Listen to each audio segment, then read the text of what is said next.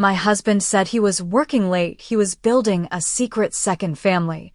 My revenge was devastating. Okay, settle in, because you are not going to believe the story I'm about to tell you.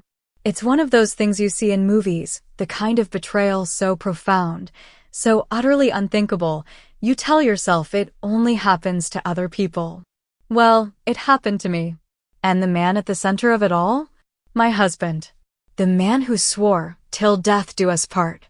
He had a different interpretation of those vows, apparently. He said he was working late. What he was really doing was building a secret, parallel life. A whole other family. And my revenge? Let's just say it was devastating. There are moments in life, tiny little pinpricks in the fabric of your reality, that you dismiss. You smooth them over, tell yourself it's nothing, just your imagination working overtime. But sometimes, those pinpricks aren't just loose threads. They're the first tears in a tapestry you thought was woven with love and truth, revealing an entirely different picture lurking beneath. A picture so monstrous, so utterly unbelievable, that for a long time, I think I chose to be blind. He used to look at me with a smile, you know? The one that crinkled the corners of his eyes, the one that always made me feel like I was the only person in the room, the only person in his world. He'd say, "You're my everything, Sarah." And I believed him. Oh, how I clung to that belief, like a drowning woman to a piece of driftwood. Our life, Mark's and mine, was comfortable, predictable even. And I loved that predictability. I craved it. We'd been married for 7 years, together for 10. We had the house with the slightly too small backyard in a quiet suburban neighborhood, the one we'd poured our weekends into, painting walls and planting a garden that stubbornly refused to flourish, no matter how much we tried.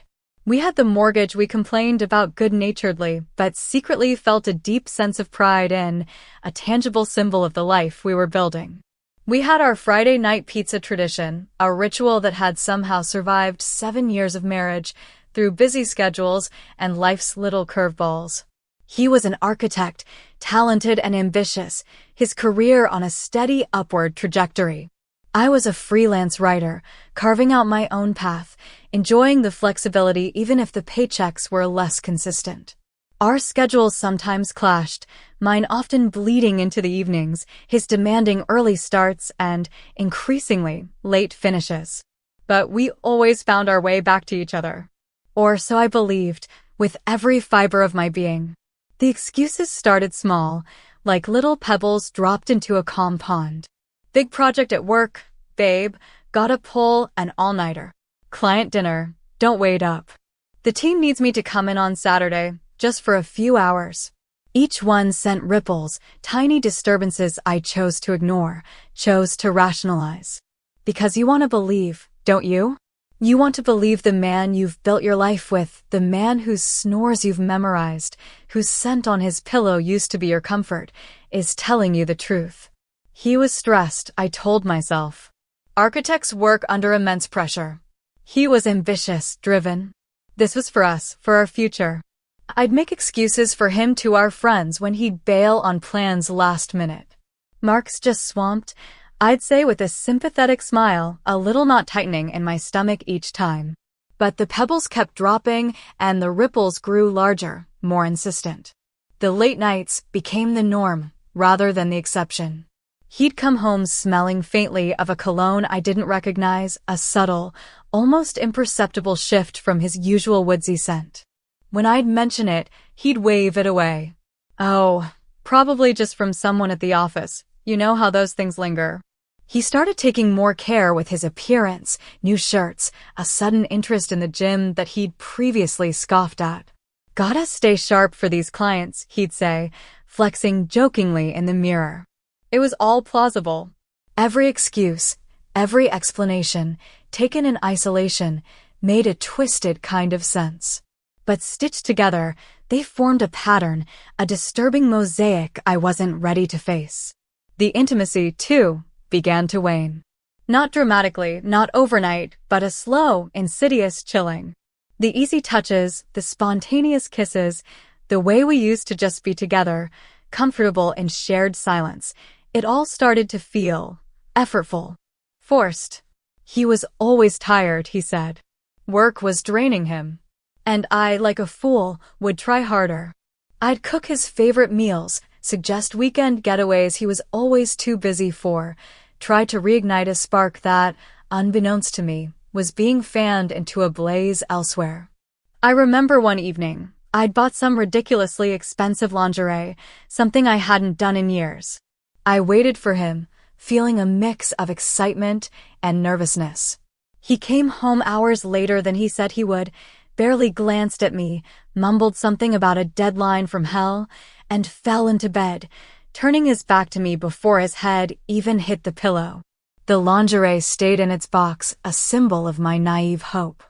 I felt a pang of rejection so sharp it almost took my breath away, but I swallowed it down, telling myself, again, that it was the stress. It was always the stress. Then came the small, unexplained financial oddities. A charge on the credit card for a florist in a town miles away from his office or our home. Must be a mistake, I'll call the bank, he'd say, a little too quickly.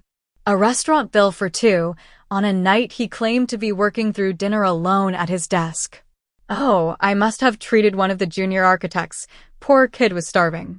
His explanations were always smooth, always ready. He was a master of deflection, of making me feel like I was the one being unreasonable, suspicious, even a little crazy for questioning him. And the horrible part? I started to believe it. I started to doubt my own intuition, that nagging voice in the back of my head that was screaming, something is wrong, something is terribly, terribly wrong. The real turning point, the moment the ground beneath my feet began to truly tremble, came on a Tuesday. It was our anniversary, our 8th. I'd left work early, planning a special dinner, a surprise.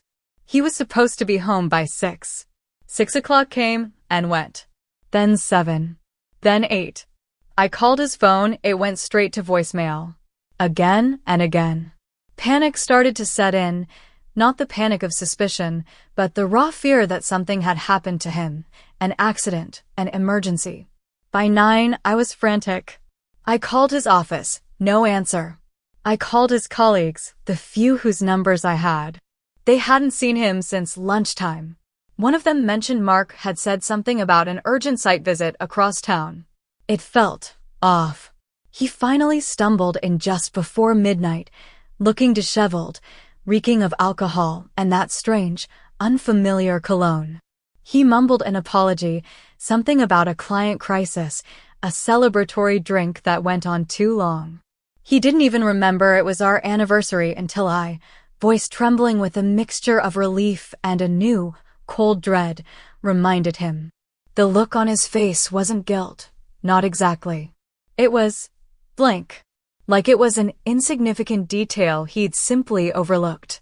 He fumbled for an apology, but the words felt hollow, rehearsed. Later that night, as he snored beside me, a sound that now grated on my nerves, I couldn't sleep. My mind was racing. I did something I'd never done before, something that felt like a betrayal in itself, but I was desperate. I picked up his suit jacket, slung carelessly over the chair, to hang it up. As I did, something fell out of the inner pocket. It wasn't a wallet or keys. It was a phone. A second phone. Sleek, new, and definitely not his usual work-issued model. My heart hammered against my ribs. This wasn't a work phone. This was something else. This was a secret. And in that moment, I knew, with a certainty that chilled me to the bone, that the pinpricks weren't just tears in the fabric. They were gaping holes, and I was falling right through them. Holding that burner phone in my hand felt like holding a live grenade. My fingers trembled, my breath caught in my throat. For a moment, I just stared at it, this sleek, anonymous piece of technology that screamed deceit louder than any words could. Part of me, the part that still desperately wanted to believe in the man I married, wanted to put it back, to pretend I'd never seen it. To go back to the blissful ignorance, however tattered it had become. But another part, a colder, angrier part that had been slowly awakening within me, knew that wasn't an option. The dam of denial had finally broken. I had to know. I needed to know, no matter how ugly the truth might be. I waited until Mark was deeply asleep, his snores a rhythmic, oblivious counterpoint to the frantic beating of my own heart. Then I took the phone into the bathroom, locked the door, and turned it on. It was password protected, of course. I tried the obvious: his birthday, our anniversary, even my birthday. Nothing. Then, a sudden, chilling thought. I tried the date we first met. Click. It opened. A wave of nausea washed over me. He remembered that date, used it for his secret life, yet forgot our anniversary just hours before. The irony was a bitter pill. The phone was sparsely populated with apps, mostly messaging services. But the call log and text messages, they were a revelation. A horrifying, soul-crushing revelation. There were hundreds of messages, intimate, loving, filled with pet names and inside jokes that weren't ours. Missing you, baby? Can't wait to see you tonight. Headed home to you soon. Home? My blood ran cold. And then the photos. Oh God, the photos. Pictures of Mark, smiling that same eye-crinkling smile he used to give me, but he wasn't looking at me. He was looking at her. A woman I didn't recognize, pretty, with long dark hair, laughing, her arms slung around his shoulder. They were in restaurants I'd never been to, parks I didn't know, even on a beach somewhere, looking tanned and happy. It wasn't just a fling. This was something more. This was a relationship. The next morning, I confronted him. I didn't scream. I didn't cry. Not yet. I was too numb, too frozen in a state of shock. I simply placed the phone on the kitchen counter while he was making coffee. "What's this, Mark?" I asked, my voice eerily calm. He turned, saw the phone, and his face, for a fleeting second, went ashen. Then, the mask slammed back into place. He actually tried to deny it. "I don't know. Where did you find that?" "It's not mine." The audacity of it, the sheer, bald-faced lie, was breathtaking. I unlocked it, using the date he clearly cherished more than our marriage, and opened the photo gallery. His composure finally cracked. He stammered, he blustered. It was a mistake, he said. A stupid, meaningless fling. He was stressed, lonely. She meant nothing. The classic, pathetic excuses of a guilty man. But I knew, looking at those pictures, at the sheer volume of messages, that it wasn't meaningless. This was a whole other life. I told him I knew it was more. He kept denying, kept minimizing, kept trying to gaslight me into believing I was overreacting, that I was blowing things out of proportion. "Sarah, you're being hysterical. It's not what you think." That's when the anger finally hit me, a white-hot wave that burned away the numbness. "Not what I think?" I shrieked, my voice raw. "I think my husband, the man I've loved for a decade, has been lying to my face every single day." "What part of that am I misunderstanding, Mark?" He didn't have an answer. He just kept repeating that he loved me, that he'd made a terrible mistake, that he'd end it. I didn't believe a word. The trust, the very foundation of our marriage, had been pulverized. Over the next few days, our home became a battleground of tense silences and whispered, venomous accusations. He moved into the guest room, a physical manifestation of the chasm that had opened between us. I felt like I was living with a stranger, a monster wearing the face of the man I loved. Sleep became a luxury I couldn't afford, my mind replaying every lie, every stolen moment, every touch that now felt tainted. I started digging deeper. His denials had only fueled my resolve to uncover the entire truth. If he was capable of this, what else was he hiding? I became a detective in my own life, a ghost haunting the edges of his deceit.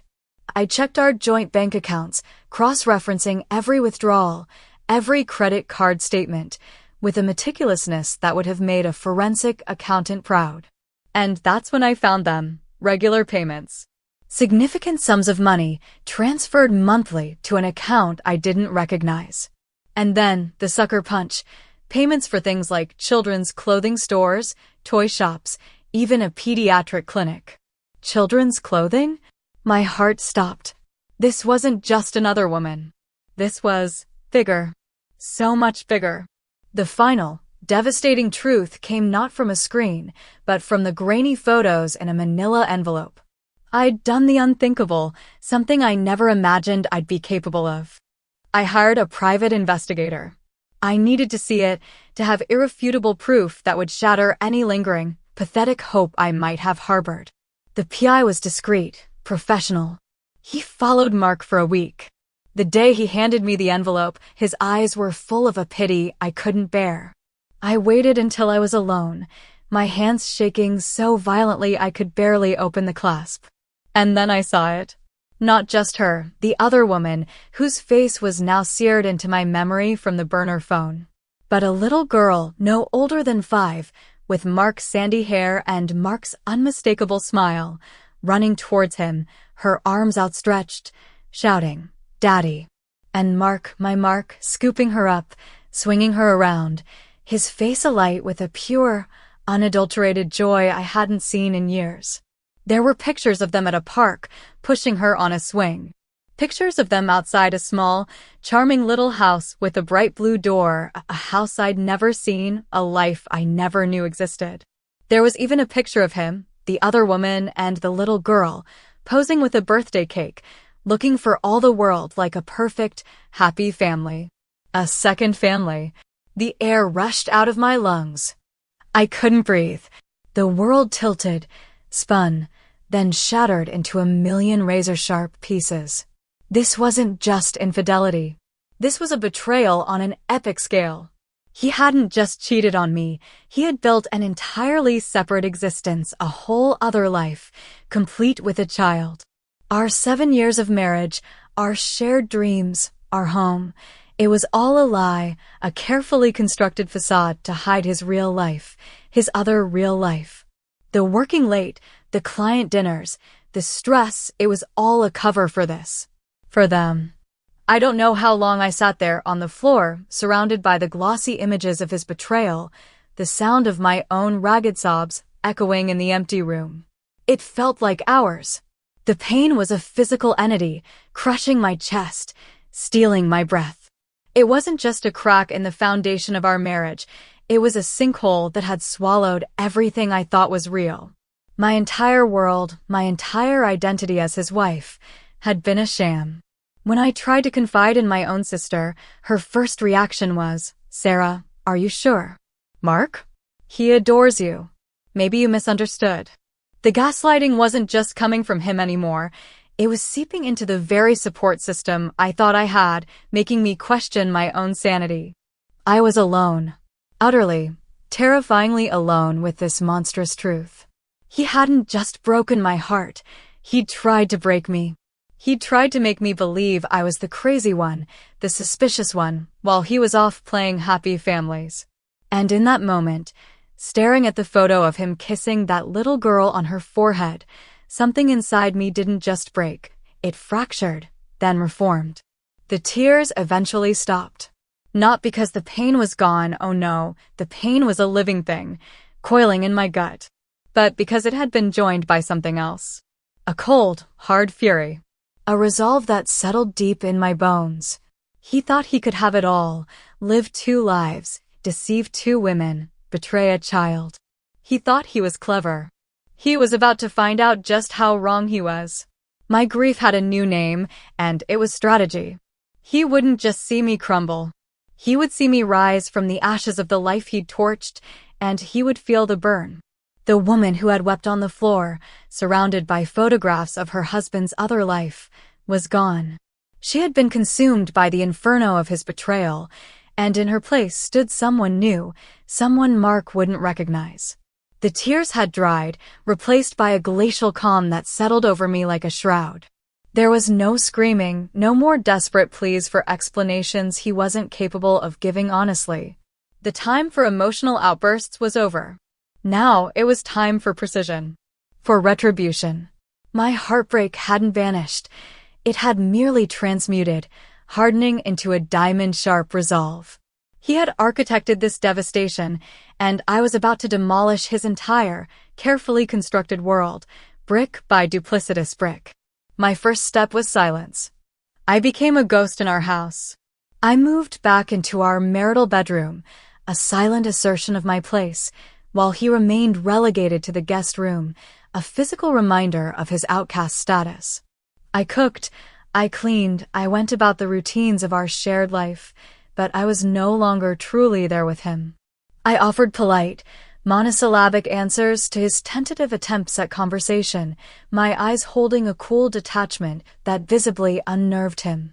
He started to look haunted, the confident swagger replaced by a nervous uncertainty. He knew something was coming, he just didn't know what. And that fear, that gnawing anticipation I could see in his eyes, was the first small taste of satisfaction. While he floundered in his guilt and growing apprehension, I worked. Oh, how I worked. My freelance writing assignments were temporarily sidelined. My new full-time job was investigator, archivist, and soon-to-be executioner of Mark's double life. I gathered every piece of evidence with chilling meticulousness. The burner phone's contents were backed up in triplicate. The private investigator's file, with its damning photos and detailed reports of Mark's movements, his visits to that little house with the blue door, became my Bible. I delved into our finances with a forensic focus, tracing the money trail that led from our joint accounts to the upkeep of his secret family. It was a slow, painstaking process, mapping out the arteries of his deceit. Every late-night work session now had a corresponding dinner receipt with her. Every business trip coincided with a weekend getaway documented in those secret photos. He thought I was just a heartbroken wife, perhaps too shattered to do anything more than cry and eventually file for divorce. He underestimated me. He always had. He forgot that beneath the romantic, perhaps slightly naive woman he married, there was a core of steel. He forgot that my father was a litigator, and I'd grown up listening to dinner table dissections of complex cases, learning about strategy, about leverage, about the importance of irrefutable proof. He also forgot, or perhaps never bothered to know, that before I'd settled on writing, I'd seriously considered a career in forensic accounting. Those old textbooks were still on my shelf. My plan wasn't just about exposing his affair. That would be too simple, too clean for the magnitude of his betrayal. No, my revenge had to be as devastating to him as his actions had been to me. It had to dismantle not just his present, but also the future he'd so arrogantly assumed he could control. I consulted a lawyer, the best divorce attorney in the city, someone known for her tenacity and her refusal to let her clients be steamrollered. I laid out the evidence, piece by piece. Her eyes, initially sympathetic, turned steely as the full scope of Mark's deception became clear. The day I chose for the confrontation was deliberate. It was the annual awards dinner for his architectural firm, a night he usually preened for, a night his reputation was on display. He'd actually asked, hesitantly, if I would still go with him. To keep up appearances, he'd mumbled, not meeting my eye. I agreed, with a smile that didn't quite reach my eyes. Of course, darling. We wouldn't want any awkward questions. He had no idea what awaited him. I didn't make a scene at the dinner itself. I played the part of the supportive wife, smiling, nodding, even laughing at his colleagues' jokes. He started to relax, perhaps thinking I was finally coming around, that the storm had passed. The fool. The real drama was unfolding elsewhere. Earlier that day, I had dispatched meticulously prepared packages. One, addressed to the senior partners at his firm, contained a concise summary of his unethical use of company time and resources to conduct his affair, complete with damning call logs from his company-issued phone. Oh yes, he was that sloppy, and expense reports he'd fudged for his client meetings. Another package, far more personal and infinitely more brutal, was delivered by special courier to the little house with the blue door. It contained copies of our marriage certificate, photos of Mark and me from our wedding, from our life together, and a detailed, undeniable account of his 7-year marriage to me. It also included financial statements showing that the down payment on her charming little house, the money that funded her child's private preschool, had been systematically siphoned from accounts he shared with me, his legal wife. I enclosed a letter, not to her, but a copy of the one I'd written to Mark, detailing the end of our marriage and the full extent of his deceit. I wanted her to see, in black and white, the lies he'd built her life upon. The climax came not with a public screaming match, but with a quiet, chilling precision. As Mark was accepting a minor award, beaming under the stage lights, his phone, and the phones of his bosses, began to buzz. I watched, a small, knowing smile playing on my lips, as his face went from triumphant to confused, then to horrified as he scrolled through the messages undoubtedly flooding in. The senior partner, a man known for his rigid moral code, was looking at Mark with an expression of utter disgust. When we got home, the carefully constructed facade of our life was already in ruins. He was a ghost of himself, pale, trembling. "What have you done?" he whispered, his voice hoarse. "I've merely shown everyone the truth, Mark," I replied, my voice as cold and steady as a surgeon's scalpel. "The truth you worked so hard to hide." He tried to rage, to blame me for ruining his life. But there was no fire left in him, only the pathetic sputtering of a man who'd been utterly and completely exposed. His career was in tatters. His colleagues, who once admired him, now saw him as a liar and a cheat. His other woman, armed with the truth of his profound betrayal of both of us, and the fact her entire life with him was financed by theft from his actual wife, had, according to a very brief, very final text message she'd apparently sent him, thrown him out. He wanted 2 families. In the end, he was left with none. But here's the final, jaw-dropping twist, the part that even my lawyer called a stroke of brutal genius. Mark thought the financial ruin would be limited to a messy divorce settlement. He had no idea how prepared I truly was. Years ago, when his late nights had first started becoming a pattern, a tiny seed of unease had prompted me to do something he never knew about. I'd quietly, legally, restructured some of our key joint assets, particularly long-term investments and the equity in our home, placing them into a trust that he couldn't touch without my explicit, notarized consent. Consent I had, of course, never given for his illicit expenditures. He'd been so arrogant, so sure of his own cleverness in juggling 2 lives, that he'd never bothered with the financial minutiae he dismissed as my domain. The money he'd siphoned off for his second family? Much of it came from accounts I had deliberately left more accessible, almost like bait, all while meticulously documenting every single transaction. The legal paperwork I filed didn't just reclaim my half of our marital assets, it demonstrated a clear, undeniable pattern of financial abuse and fraudulent conveyance. This entitled me not just to my share, but to significant punitive damages. His new castle, the one with the blue door, was built on foundations of my money, our money, and I was there to repossess it, stone by stolen stone. The other woman, I heard later, was devastated to learn that the very home she lived in was not truly his to give, and she and her daughter faced an uncertain future, another casualty of Mark's colossal selfishness. My revenge wasn't just about exposing an affair, it was about dismantling an empire built on lies, using his own deceit and financial irresponsibility as the tools of its destruction. He had gambled with my life, my heart, and our future. He lost, spectacularly.